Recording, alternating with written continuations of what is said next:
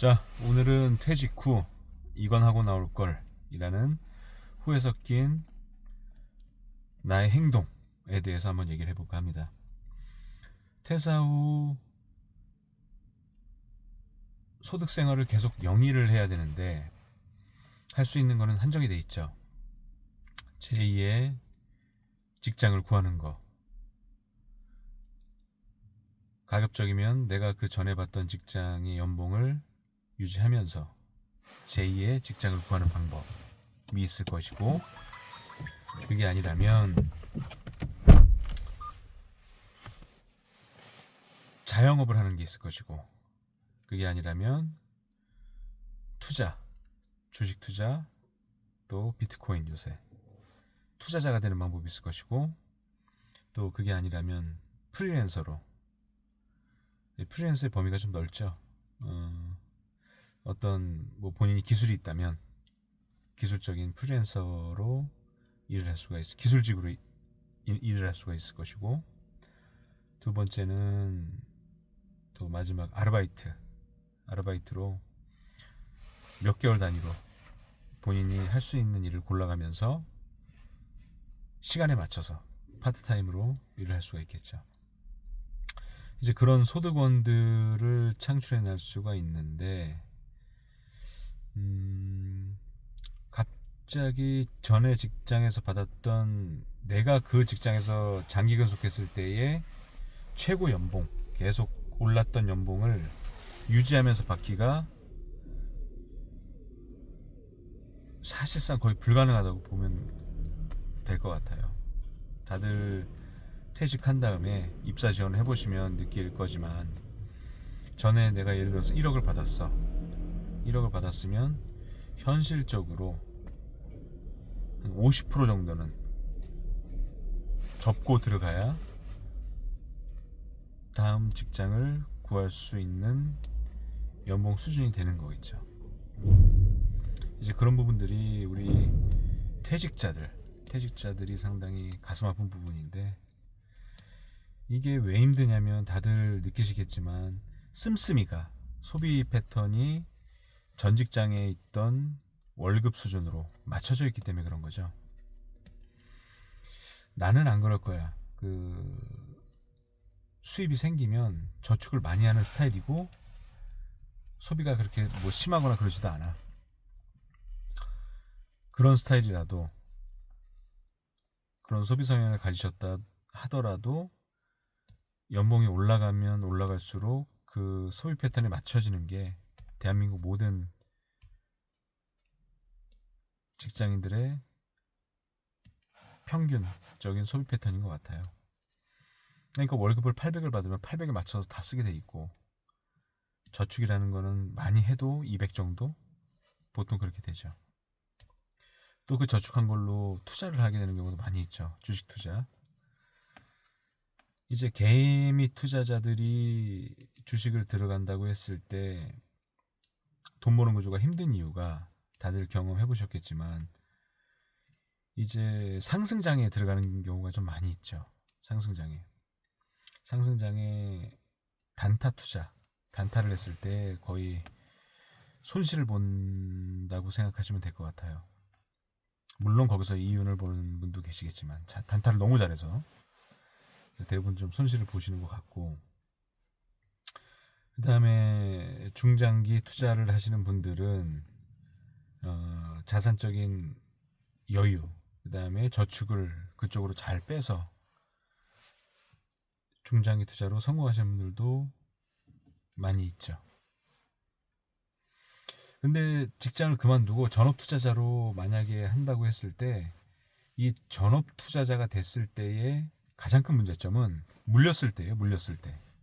주가의 하락에 물렸을 때 계속 물타기를 하면서 내가 투자할 자금이 없어지는 거죠. 왜냐면 수입이 없으니까. 수입은 주식 투자로 수입을 내야 되는데, 계속 하락이 발생하면서 그 주식에 물리면서 내가 투자할 비용이 없어지는 거예요. 그래서 직장 생활하면서 이 주식 상승장에 편입을 해서 내가 계속 투자를 하는 게 차라리 10% 이윤을 마진을 보고 이익률을 보고 계속 투자를 하겠다 이렇게 생각하셔가지고 막상 직장을 그만두고 처음에 성공을 맛보다가 이게 이제 중독이 되는 거죠. 그러다가 투자 금액도 늘어나고 신용까지 땡기게 되고 그러다 보면 어느새 나도 모르게 프로그램 매매나 연기금 쪽에서 갑자기 주식을 전량 매도했을 때 또 그게 하락 보합으로 유지가 장기간 계속될 때 이때가 제일 괴로운 거죠. 그래서 전업 투자자로 활동하는 것도 상당히 신중하셔야 된다. 내가 주식 투자로 돈을 벌었다면 그것은 실력도 있겠지만 사실상 운이 7할 8할 이상을 했을 것이다 라고 자기를 객관화할 줄 알아야 되는 것이 필요한 것 같아요. 그래서 그런 부분들 뭐든지 고정소득은 기본적으로 받쳐줘야 되고 있어야 되는 게 맞다고 저는 생각을 합니다. 그래서 고정소득은 자영업이 됐건 또 프리랜서로 내가 기술을 가지고 있어서 재택근무를 해서 예를 들어서 영상 편집이나 이런 부분들 아니면 뭐 전원생활 같은 경우는 배관 기능직 배관 기능공도 상당히 소득이 세요. 의외로. 왜냐면 다 연세 있으신 분들이 지금 하고 있고 젊은 사람들이 거의 없기 때문에 특히 이 시골 쪽은 그래서 배관 기능공 그 다음에 전기 기술자 전기도 어떤 집에 아니면 또 상가나 이런 자영업 하시는 분들 출장하면서 수리하는 부분도 소득이 꽤 높다고 지금 알고 있거든요. 그런 부분에 기능을 가지고 계시면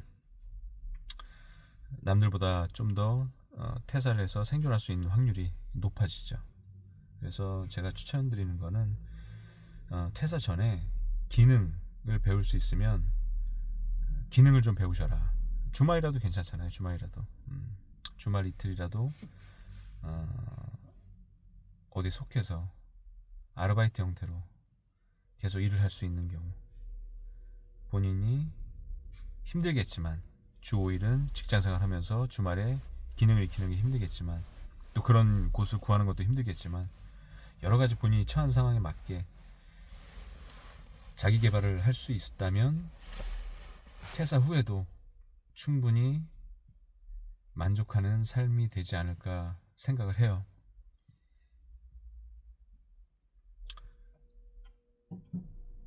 물론 저 같은 경우도 지금 임원으로 퇴직을 하고 나서 자영업을 하고 그 다음에 자영업도 총 3개를 하고 있죠. 3개를 하고 있고 그 다음에 프리랜서로도 업무를 하고 있고 이런 부분들로 인해서 퇴사 후 삶의 만족도는 높은 편입니다. 높은 편이고 그 다음에 건강도 많이 회복했어요. 건강도 직장에 있을 때